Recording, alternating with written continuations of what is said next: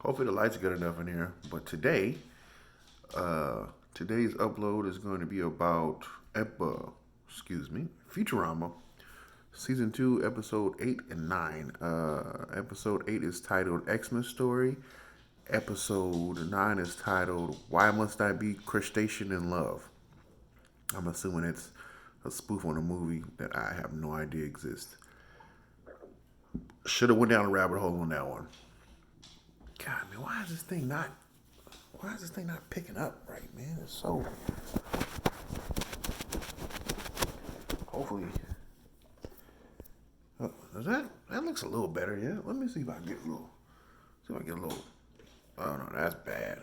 It looks a little. Hey, okay, well, yeah. Here we go. See the lint in my hair? Yeah, that works. So, my dog, she always needs affection, so I gotta pet her and do this at the same time. She can't be left alone too long. She always needs affection. I'm not giving you no more. No, I'm not paying you no more. I'm not. I'm not doing it. I'm not paying you no more. No, no. Okay, I bet you some more. You're so cute. Yeah, I just bet you some more. I bet you some more. Oh yeah. Well, no, I don't do that. Too close to my face. Nope. No. Too close.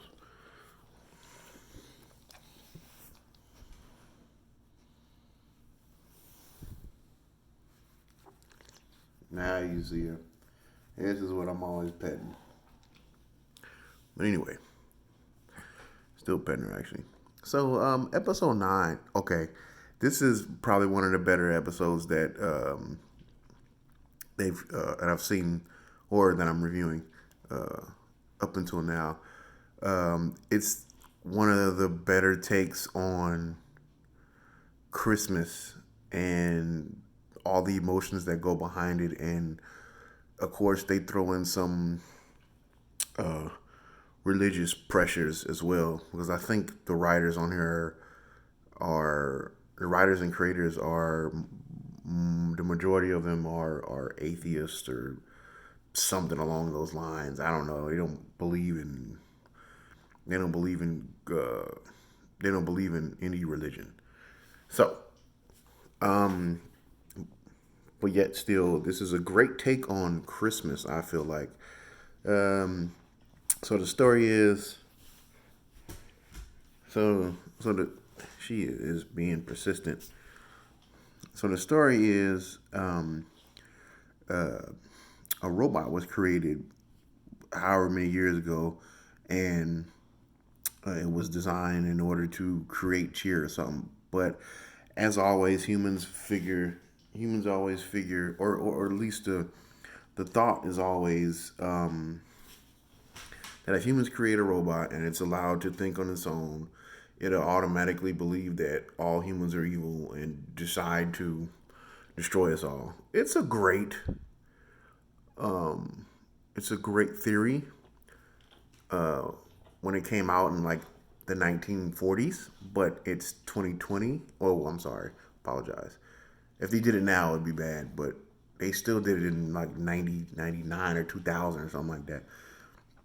So 20 years ago, and there's probably going to be somebody who's still gonna make this, gonna make this, gonna make this story.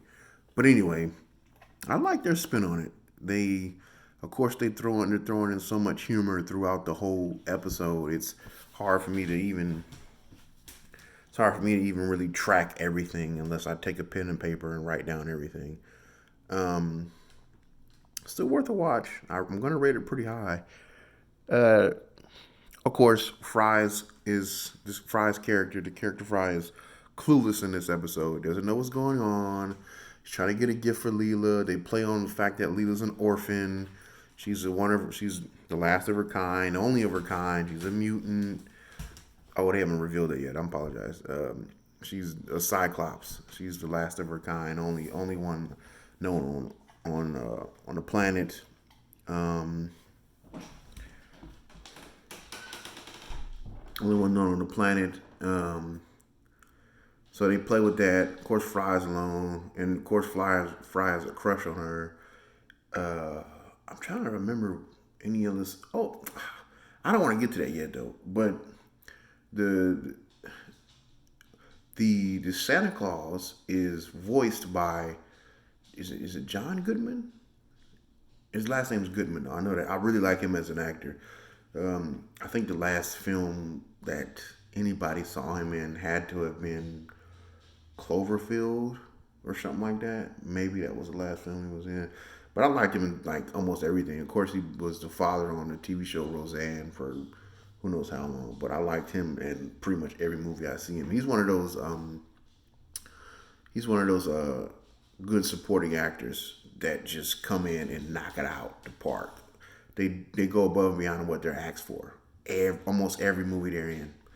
Haven't seen every movie he's in, but almost every movie I've seen him in, he pretty much goes above and beyond what he's asked for, what the characters being asked for. But anyway, so what makes this episode special is they've kind of twisted the meaning of Christmas and put it on top of its head because Christmas is supposed to be a time of joy and giving and things of that nature. But I mean, they try and throw in the giving, but of course Bender interprets giving in a completely different way. He impersonates a homeless robot in order to get free things, which I think is so funny. Then he winds up getting a gang of the guys together, and they go around doing Christmas or caroling, and they wind up robbing a lady. Okay, look, I know I'm laughing at things that wouldn't be considered funny in real life, but if you look at it from the context of the show, it's a cartoon first and foremost, it's animated, and second of all, it's a robot, so that makes it way more funnier, in my opinion. Also, um, did I say Fry tries to get a gift for Leela? Fry tries to get a gift for Leela. That doesn't work out, but it's a bird. He tries to get an expensive bird. It's an opportunity to show his buffoonery again. So the price of the bird is $500, and he's looking at these stink lizards, and they're $1 a piece. He says, "Huh, I can get her 500 lizards or the bird." He's like, and he can't decide, and he does it in a funny manner. I mean, it's not so funny where I'll be laughing, but it's meant to be overly hilarious.